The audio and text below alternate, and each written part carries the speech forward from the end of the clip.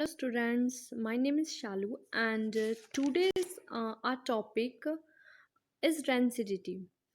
हम पढ़ेंगे आज we will study what is density, how can the effects can be minimized, neutralization, significance, general information, what are the fatty acids, why the density, what is the cause of density. तो इन सब के बारे में आज हम पढ़ेंगे. So, have you observed a fall smell in the nuts that have been stored for the months? Or the potato chips that have been sitting in the kitchen cupboard for the too long? तो क्या आपने ये सब ऐसा महसूस किया है कि पोटैटो चिप्स को आप खोल के रख दो, कुछ टाइम के बाद too long for the too long, कुछ टाइम के बाद आप देखो कि वो खाने के योग्य नहीं होते, वो सिली हो चुके होते हैं, वो उस टाइप के क्रंची नहीं होते. ये क्यों होता है? कोई भी चीज़ बहुत टाइम तक पड़ी रहने पर ख़राब क्यों होती है? इतनी फॉल स्मेल क्यों आने लगती है? तो इन सब के बारे में आज हमने पढ़ना है. तो ये सब क्यों रैंसिड हो जाते हैं? रैंसिडिटी है क्या? रैंसिडिटी का मतलब है स्पॉइलेज ऑफ फूड. रैंसिडिटी का मीनिंग है स्पॉइलेज ऑफ फूड. स्पॉइलेज का मीनिंग होता है किसी चीज़ का खराब हो जाना. तो जब फूड खराब हो जाता है उसको बोलते हैं स्पॉइलेज ऑफ फूड. तो रैंसिडिटी क्या है? Spoilage of food such that it becomes unsuitable, undesirable for the consumption. हमारे खाने के लिए वो अच्छा नहीं होता, अनशूटेबल हो जाता है, अनडिज़ायरेबल हो जाता है, हम उसको खाना नहीं चाहते. रेंसिडिटी है क्या एक्चुअली में? Rancidity is the decompositional of fats and oil. Decompositional मतलब रेंसिडिटी क्या है? फैट्स और ऑयल्स का ऑक्सीडेशन, फैट्स और ऑयल्स का हाइड्रोलाइसिस. तो है क्या? फैट्स और ऑयल का ऑक्सीडेशन या फिर फैट्स और ऑयल का हाइड्रोलाइसिस. ये कंप्लीट और इनकम्प्लीट ऑक्सीडेशन हो सकता है, ये हाइड्रोलाइसिस हो सकता है फैट्स एंड ऑयल्स का. कैसे होता है? उसका ऑक्सीडेशन कैसे होता है, उसका हाइड्रोलाइसिस कैसे होता है?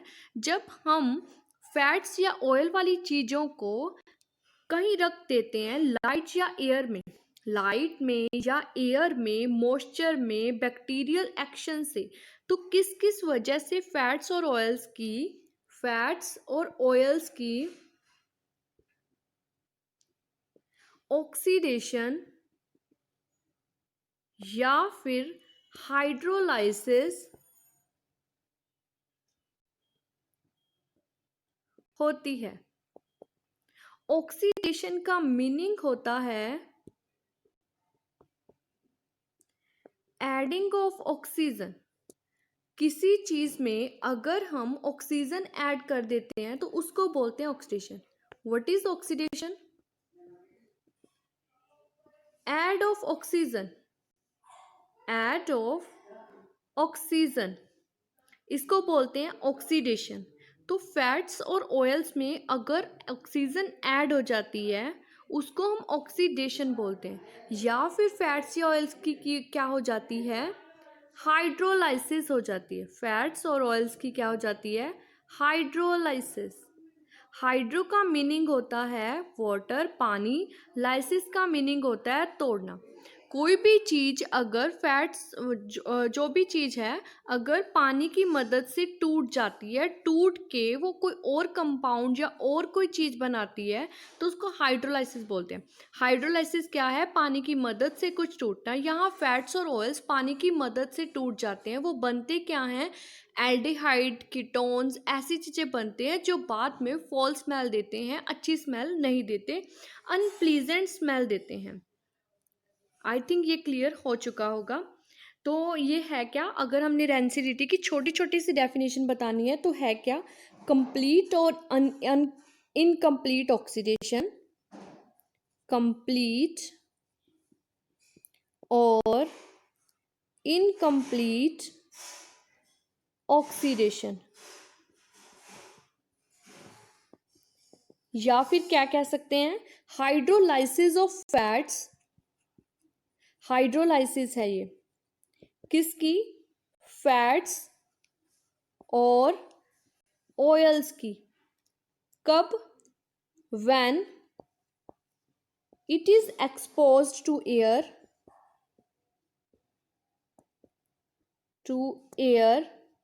or moisture,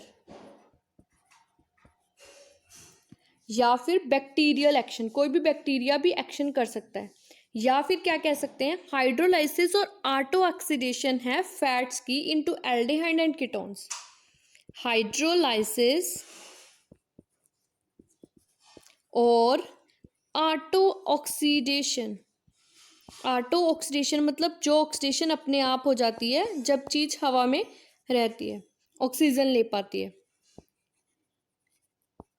fats into aldehyde. आप एल्डिहाइड के बारे में आगे पढ़ेंगे, वैसे हम इसका फॉर्मूला बता देंगे यहाँ, या एल्डिहाइड क्या होता है इसके बारे में बता देंगे। Aldehyde and ketone.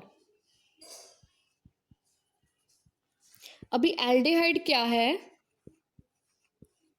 एल्डिहाइड एक फंक्शनल ग्रुप का नेम है, फंक्शनल ग्रुप का नेम है। जैसे अल्कोहल होता है, अल्कोहल भी एक फंक्शनल ग्रुप है अल्कोहल फैमिली का, तो एल्डिहाइड है ये।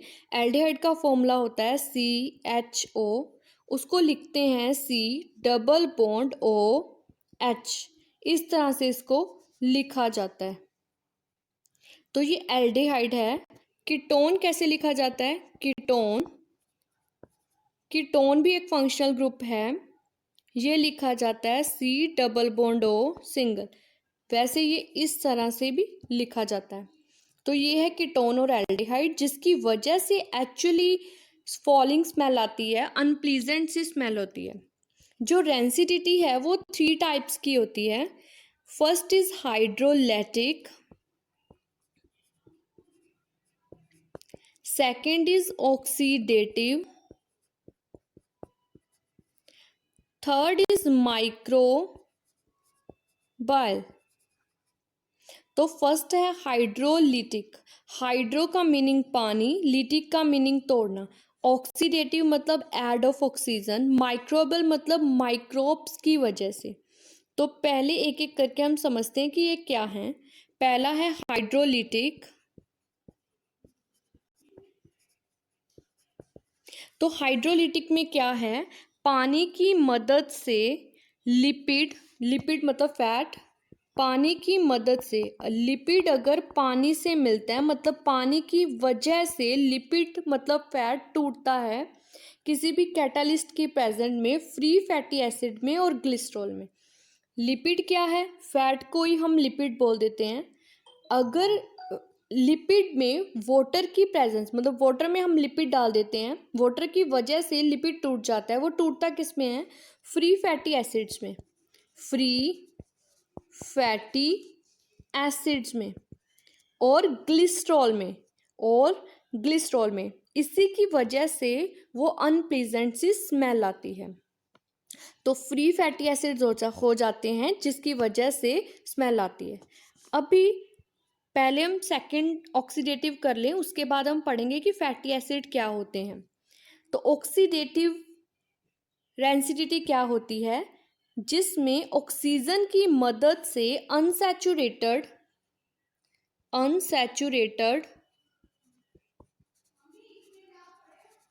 Fatty acids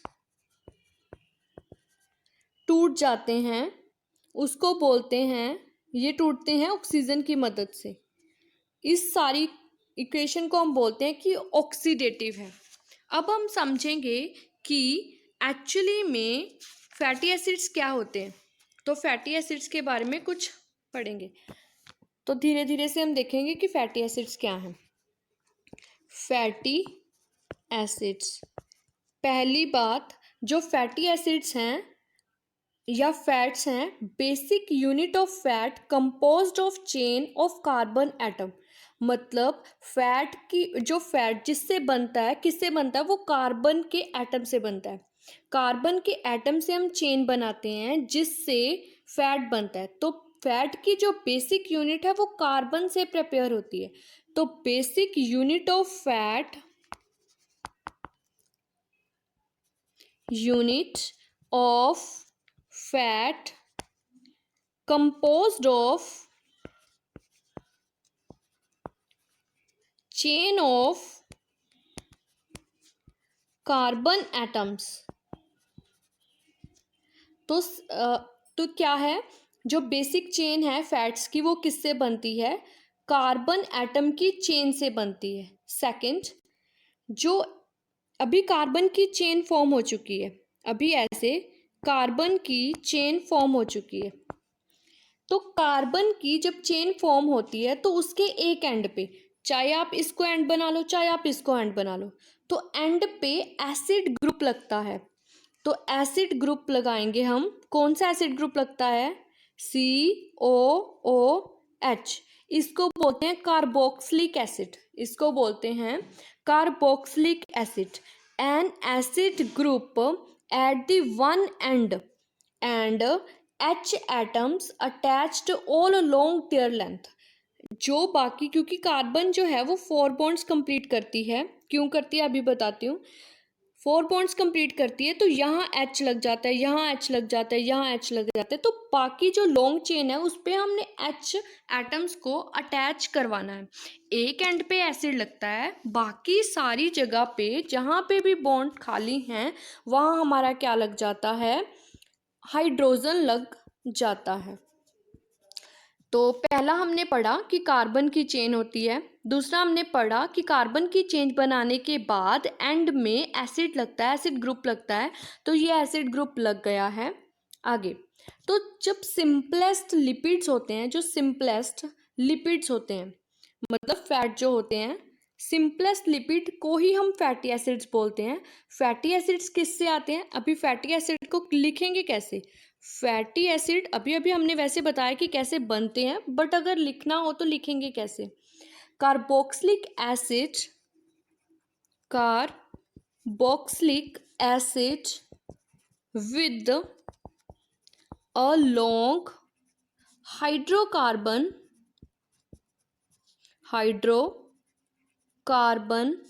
chain attached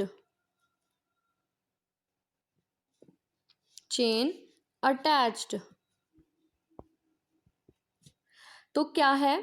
carboxylic acid लगता है, ठीक है। किसके साथ लगता है? With the long hydrocarbon.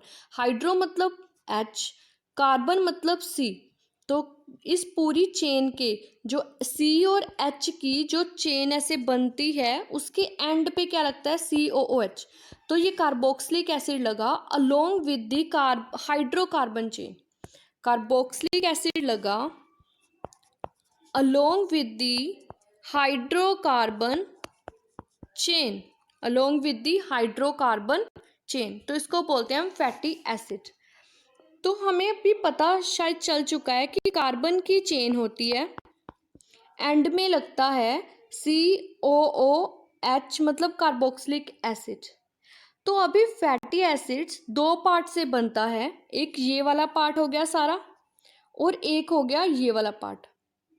तो कैसे लिखते हैं, कैसे बोलते हैं, इसको ध्यान से देखेंगे।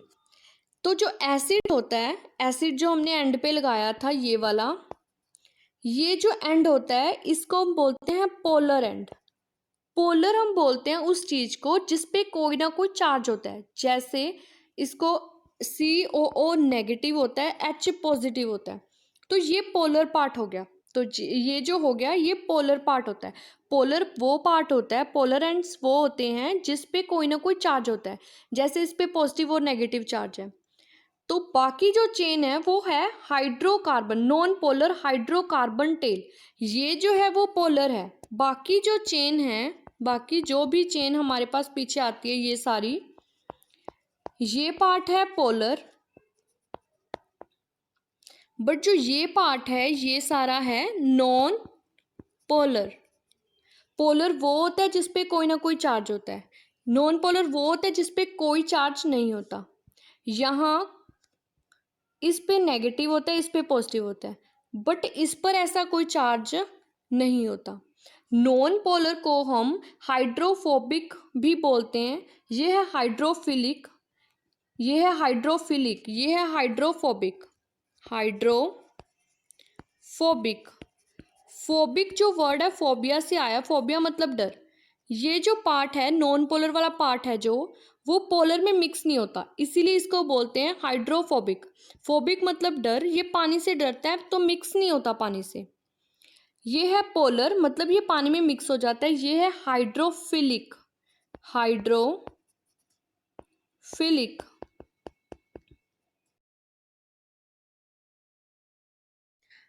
तो अभी आई थिंक समझ में आ गया होगा कि जो फैटी एसिड्स हैं वो कौन से होते हैं, और वो ऑक्सीजन से रिएक्ट करके रेंसिडिटी प्रोड्यूस करते हैं। तो रेंसिडिटी क्या है? फूड का ख़राब होना, फूड का ख़राब होकर ख़राब टेस्ट देना, ख़राब टेक्सचर देना, फ्लेवर में चेंज आना।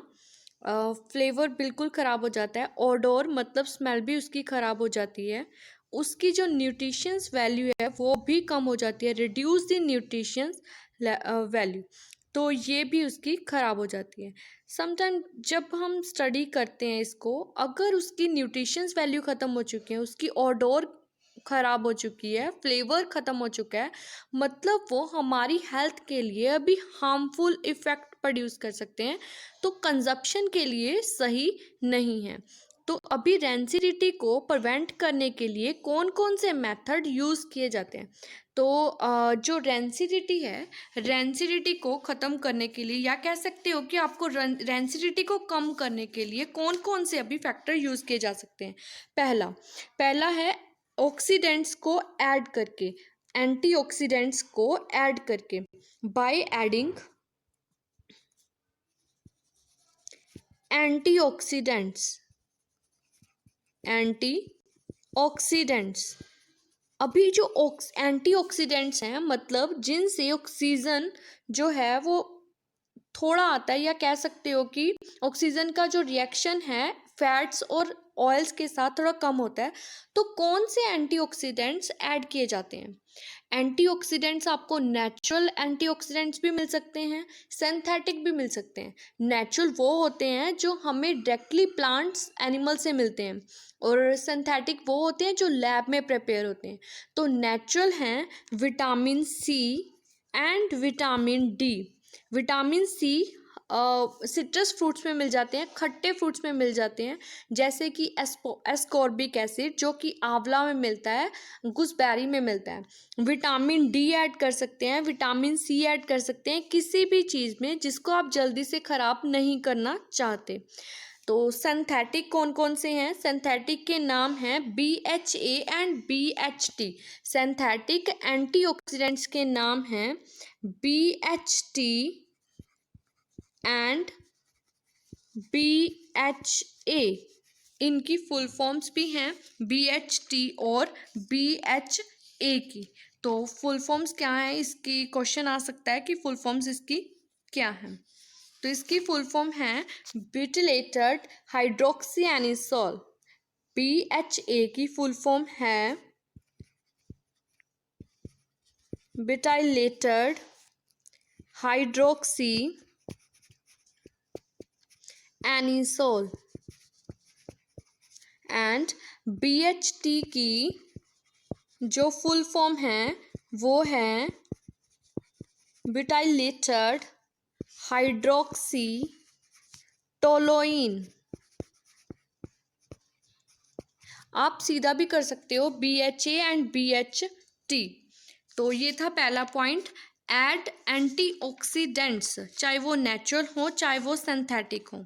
नेक्स्ट है, जो एंटीऑक्सीडेंट्स होते हैं उसको हम रिड्यूसिंग एजेंट्स भी बोलते हैं। ये क्वेश्चन भी कभी कभी आ जाता है, एंटीऑक्सीडेंट्स को रिड्यूसिंग एजेंट भी बोला जाता है। अगला पॉइंट है पैकिंग से, फैट्स और ऑयल्स को पैकेज में रखना चाहिए, एयर टाइट कंटेनर में रखना चाहिए। तो सेकंड जो पॉइंट है वो है बाय पैकेजिंग। तो पैकेजिंग करनी चाहिए कलरफुल पैकेट्स में, क्योंकि अगर कलरफुल पैकेट्स में होंगे तो लाइट भी कम पड़ेगी, लाइट के कारण भी oxidation of fats and oils हो सकता है, तो पैकेजिंग करनी चाहिए। तो नेक्स्ट जो पॉइंट है वो ये है कि जो पैकेट्स होते हैं चिप्स के, लेस के, कोई भी ऐसी चीज़ जो जल्दी ऐसे ऑक्सीडेशन से ख़राब हो जाती है, उन पैकेट्स में नाइट्रोजन गैस भरी जाती है। नाइट्रोजन गैस को फिल किया जाता है। जो नाइट्रोजन गैस है वो एक इनर्ट गैस की तरह जानी जाती है, जो किसी से जल्दी से रिएक्ट नहीं करती। तो N2 को इनर्ट गैस भी बोला जाता है। नाइट्रोजन गैस को फिल किया जाता है, अनरिएक्टिव गैस भी बोलते हैं। इनर्ट का मीनिंग है जो कोई भी क्रिया नहीं करती, जो अनरिएक्टिव होती है। तो नाइट्रोजन गैस को हम अनरिएक्टिव गैस भी बोल देते हैं। By packaging fats and oil containing foods in nitrogen gas. आगे है, हम फूड को रेफ्रिजरेटर में रख के लो टेम्परेचर पे रख के उसकी ऑक्सीडेशन को स्लो डाउन कर सकते हैं। तो नेक्स्ट पॉइंट क्या है, by keeping food in a refrigerator, fridge भी लिख सकते हैं आप, रेफ्रिजरेटर। इससे क्या हो जाता है, ऑक्सीडेशन जो है फैट्स एंड ऑयल्स की स्लो डाउन हो जाती है। लो टेम्परेचर होने की वजह से ऑक्सीडेशन जो है वो स्लो हो जाती है, ऑक्सीडेशन का प्रोसेस स्लो हो जाता है। आगे है, bye storing the food in the air tight container. Air tight container में फूड स्टोर करके रख सकते हैं, जिसकी वजह से ऑक्सीजन जल्दी से उसको लगेगा नहीं। जो नेक्स्ट पॉइंट है, bye storing foods away from light. Food को स्टोर करना लाइट से परे। Bye storing foods away from light. तो ये जो इसके सारे तरीके थे, और भी इसके बहुत सारे तरीके हैं। तो पहला कौन सा है, पहला है ऐड एंटीऑक्सीडेंट्स। तो सेकंड है एयर टाइट कंटेनर में रख के, ताकि इसकी जो रेंसिडिटी का प्रोसेस है वो स्लो हो जाए। आगे है रेफ्रिजरेटर में रख के, ताकि जो रेंसिडिफिकेशन है वो स्लो हो जाए। आगे एयर टाइट कंटेनर मतलब ऑक्सीजन की जगह कोई और गैस फिल करके, जैसे N2 कर सकते हैं, नाइट्रोजन गैस को फिल कर सकते हैं। और भी बहुत सारे हैं प्रोसेस। वाटर कंटेंट चेंज कर सकते हैं, किसी भी चीज़ को मॉइस्ट जगह से हटाकर ड्राई जगह में रख सकते हैं। ड्राई फूड ज़्यादा टाइम तक चल पाता है। ज़्यादा एयर में ना रखा जाए। रेट ऑफ ऑक्सीडेशन कम करने के लिए जो भी कर सकते हैं आप करें। नेक्स्ट क्या है, जो न्यूट्रिशन वैल्यूज़ को मेंटेन करने के लिए ऑक्सीडेशन को रोकना। ऑक्सीडेशन क्या करती है, डैमेज इफेक्ट प्रोड्यूस करती है फूड के ऊपर, फूड मटेरियल को ख़राब कर देती है, अनप्लीजेंट स्मेल देती है। तो जो रेंसिडिटी का था, तो रेंसिडिटी के लिए आज इतना ही था। जो रेंसिडिटी है और कैसे रोकी जा सकती है, एक आध पॉइंट और भी है। जो एंटीऑक्सीडेंट्स और क्या हो सकते हैं, बेंजोइक एसिड हो सकता है, सोडियम बेंजोएट हो सकते हैं, जो फ्रूट जूसेस में डाले जाते हैं। फ्रूट जूसेस में कौन सी चीज़ें डाली जाती हैं, बेंजोइक एसिड। ये कुछ एसिड्स के नाम है, विटामिन सी, विटामिन डी में से कुछ एसिड्स के नाम है जो फ्रूट जूस में डाले जाते हैं।